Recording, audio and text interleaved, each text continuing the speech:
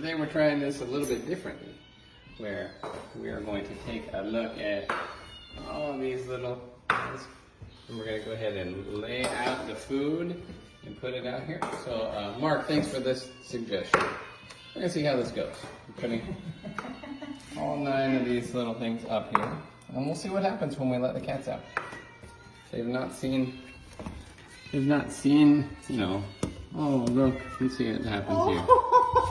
Yeah, so listen, the truth is they do like this food. Here we go, you guys want to see it? Here we go, want to see?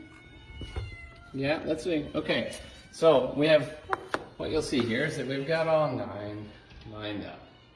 Now, let's see what actually happens when we open the door. Okay, one spill.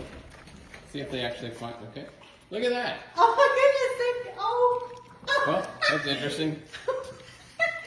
What in the name? Okay, there's 2 fighting. Crazy. Thank No, you. well, let's see. Let's see what happens here. See if she can actually find the empty one. Can I help her, please? Nope. Nope. Oh, there she goes. Okay. Okay. So, yes, we have 9 outfits. And I don't think there's an assigned seating. I don't think so. Not at all. All right, good stuff.